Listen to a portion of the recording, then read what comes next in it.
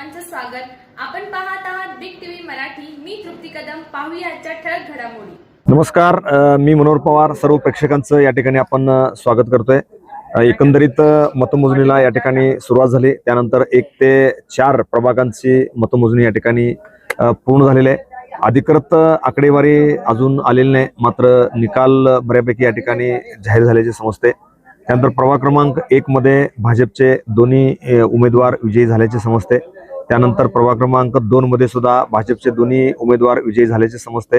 प्रभाग क्रमांक 3 मध्ये सुद्धा भाजपचे दोन्ही उमेदवार विजयी झाल्याचे समजते. एकूण 1 ते 4 मध्ये 6 उमेदवार भाजपचे विजयी झाल्याचे चित्र सध्या दिसत आहे.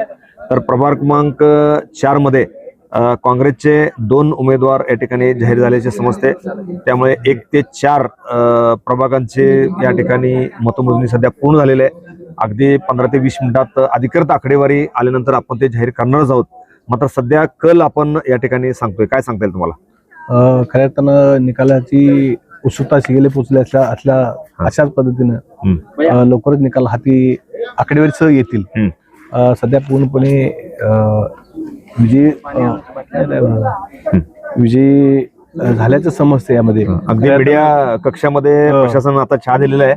आपण कक्षामध्येच आपण चहा पितोय. आता भाजपनं पहिल्या जे 4 प्रभाग होते मुसंडी मारली असं वाटतं. जोरदार मुसंडी मारल्याचं चित्र आपल्याला दिसून येत आहे. सध्या काँग्रेसचे या ठिकाणी 2 उमेदवार प्रभाग क्रमांक 4 मधले हे 2 उमेदवार विजय झाले. जे माजी नगरसेवक होते, एक भूपेंद्र कांबळे यांनी जे साहेबराव कोळी होते त्यांच्या आई होत्या, हे दोन्ही उमेदवार त्या ठिकाणी विजय झालेले आहेत. बरोबर. मात्र राष्ट्रवादीचे अजून एकही उमेदवार विजय झालेले नाहीत. खरं पाहिजे तर प्रभाग क्रमांक 1 मध्ये त्यांना आशा होती, पण त्यांची आशा आता धुळीस मिळालेली आहे. त्यामुळं दुसरं म्हणजे प्रभाग क्रमांक 3 मध्ये काँग्रेसचे माजी आमदार विक्रमसिंह सावंत यांचे चिरंजीव उभे होते. बरोबर. ते सुद्धा पराभूत झाल्याचे या ठिकाणी समजते. मात्र अद्याप आकडेवारी अजून आलेली नाही. बरोबर. त्यामुळं येणाऱ्या आकडेवारी निश्चित 15-20 मिनिटात हे समजेल. बरोबर. आकडेवारी निश्चित न मिळाल्यामुळं आपण विजयी घोषित आणि पराभूत घोषित यासंदर्भात आघाडी आपण देऊ शकतो. अजून आकडेवारी येण्याची, मात्र त्यांचा जल्लोष सध्या सुरू झालेला आहे. जल्लोष बाहेर भाजपच्या 6 सीटा या ठिकाणी विजयी झालेल्या आहेत. काँग्रेसच्या 2 झालेल्या आहेत. त्यामुळे त्या कार्यकर्त्यांचे विजयी जल्लोष आता सुरू झालेले आहे. फटाक्याची आतषबाजी सुरू झालेली आहे. फटाके जोरदार फोडत आहेत. त्यामुळं अगदी 15 ते 20 मिनिटात प्रभाग क्रमांक 1 ते 4 पर्यंतची आकडेवारी आल्यानंतर आपण ते अधिकृत या ठिकाणी जाहीर करणार आहोत. आता सुरू झालेला आहे प्रभाग क्रमांक 5, 6, 7, 8, 9 बरोबर या प्रभागांची या ठिकाणी मतमोजणी आता सुरू झालेली आहे. साधारण प्रतिनिधींना आत घेतलेलं त्यांना घेतलेलं आहे. त्यांना आत घेऊन त्यांची मशीनची तपासणी करून परत ती जे काय आकडेवारी आहे त्या आपल्या समोर आपण ठेवणार आहोत.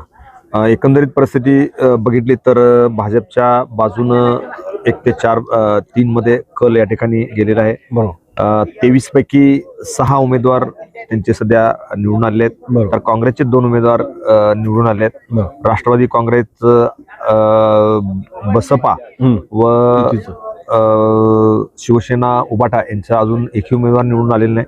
त्यामुळे येणाऱ्या प्रभागामध्ये काय परिस्थिती होईल आपण आमच्या प्रेक्षकासाठी आपण सांगणारच आहोत. यानंतर आपण या ठिकाणी या चर्चेला थांबूया आणि अधिकृत आकडेवारी आल्यानंतर आपण सगळी माहिती देणारच आहोत. धन्यवाद.